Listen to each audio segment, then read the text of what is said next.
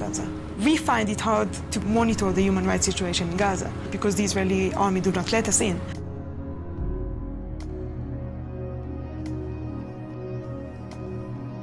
Palestinians in Gaza had been under Israeli military control for over 38 years, where 1.3 million Palestinians were crowded together to make room for 8,000 Israeli settlers.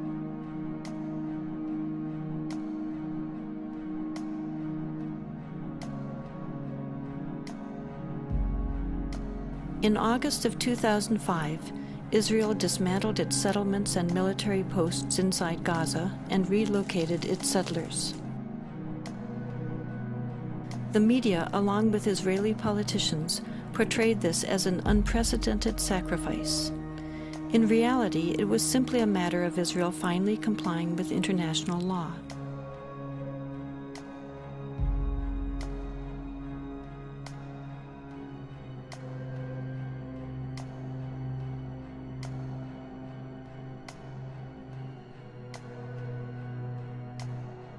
Although Israel's presence inside Gaza is no longer visible, Israel will still retain ultimate control over Gaza's borders, coastal waters, and airspace, creating a virtual prison. Refugee camps, even if there was no conflict with Israel, are just humanly horrible. They're so overcrowded. And you have 14 to 25 people living in a space.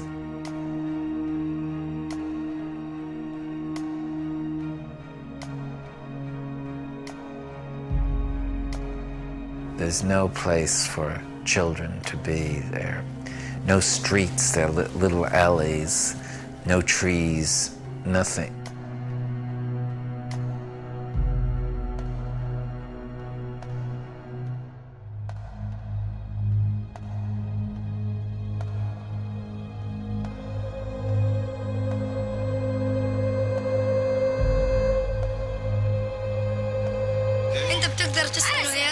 تسكن هنا تتدرج لأنه المواقف صعبة هنا والواحد إذا وقف قاعد هنا عطول بتلمس قبل ما يضرب الصاروخ بيبقى متلمسين لأنه كل ما يضرب الصاروخ بتشقق الحيط.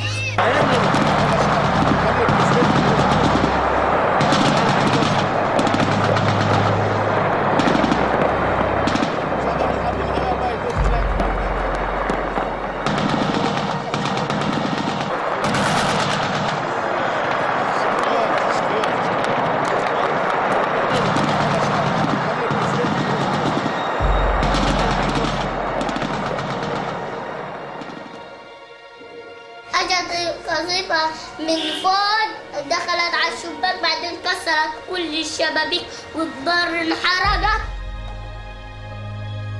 ليش هم كسروا غراب كسروا لعبة لسه في كتير غراب ساحوا كله رميناه على الزبالة والأواعي رميناها على الزبالة بنشحت من دور الناس هي أواعي للباس وحتى الأكل اللي بناكل فيه ريحته غاز ومش راضيين نصيب أواعينا وهينا لابسين غاز.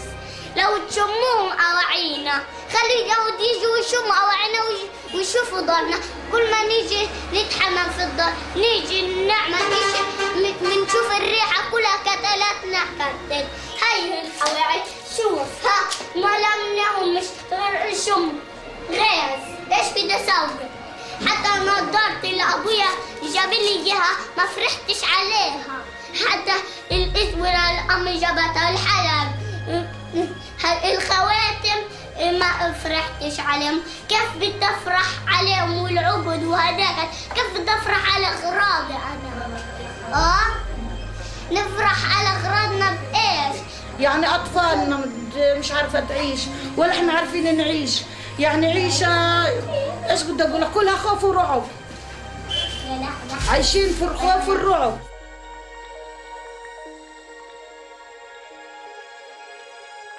انا بروح المدرسه كل يوم بسمع الطخ. انا بخاف من الطخ حتى بصير راجف لما اشوفه. This is what has been fired on this neighborhood. This is a civilian neighborhood. There are no soldiers here. There are no military installations here. This is strictly harassment to get these people to move away from the border so that the Israeli tanks can move at will. They want these people cleansed from this area. It's that simple. And it's a way to get people to be humiliated and destitute again. In Gaza, you can see also the extent of house demolitions, much more extensive than in the West Bank. Whole neighborhoods have been demolished. Hundreds of people do not have any houses anymore because they are next to settlements or next to the border, which is, of course, a clear violation of humanitarian law. People have no chance to get their personal items out. They have no chance to call for help. And this is far away from most media outlets. You are amongst the very few journalists who have even seen this. European or American journalists who have even been here because people are afraid to come or it's too hard to come.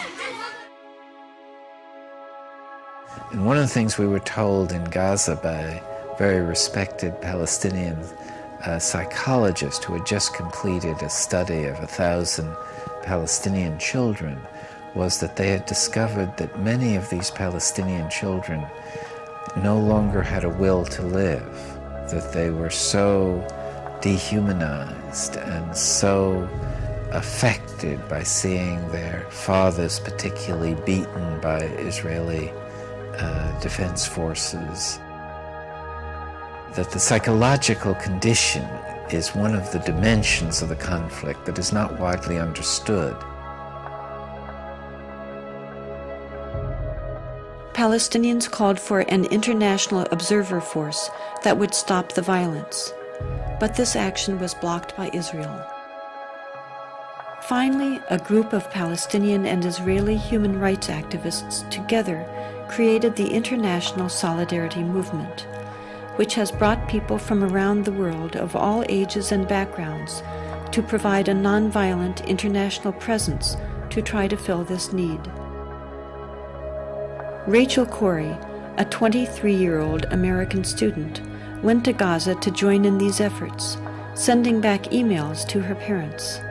I have been in Palestine for 2 weeks and 1 hour now, and I still have very few words to describe what I see.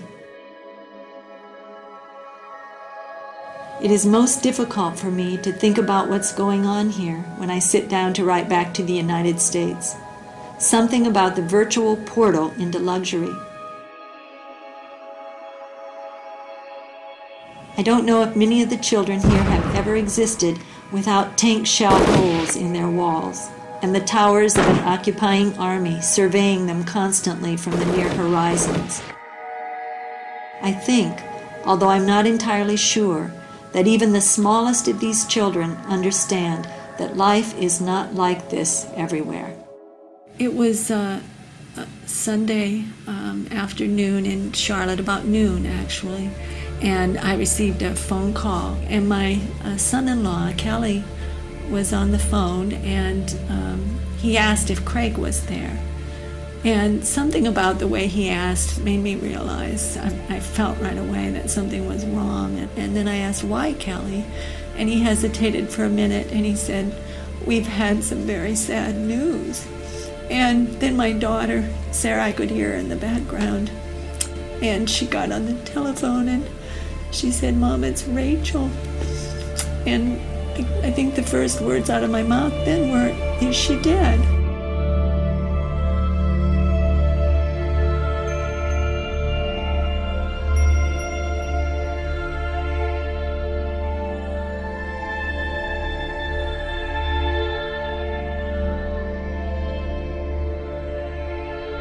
We were opposing the demolition of farmland and other property, Palestinian property, by Israeli destruction forces and bulldozers.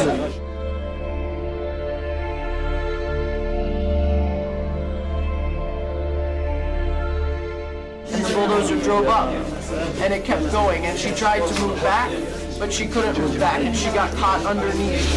She got caught underneath the bulldozer. Many other internationals began to surround the bulldozer and yell at it and tell it that there's somebody there, and it did not stop.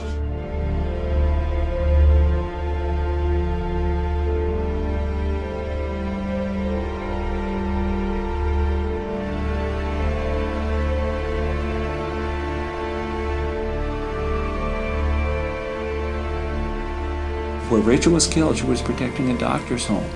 And that's important to realize. And the 3 children, his wife, she knew that family, and that doctor felt that Rachel was like a daughter to him. He bought that house. It was in the middle of a neighborhood. There were other rows of houses between his house and the border. Those other homes, those other streets were all destroyed, and now it was his turn. And I've had people say, well, she was in a war zone, and Cindy points out that war zone is people's neighborhoods. Those are children. I'm here for other children. I'm here because I care. I'm here because children everywhere are suffering, and because 40,000 people die each day from hunger. I'm here because those people are mostly children. We have got to understand that the poor are all around us and we're ignoring them. We have got to understand that these deaths are preventable. We have got to understand that people in third world countries think and care and smile and cry just like us. We have got to understand that they are us, we are them. My dream is to stop hunger by the year 2000. My dream is to give the poor a chance. My dream is to save the 40,000 people who die each day. My dream can and will come true if we all look into the future and see the light that shines there.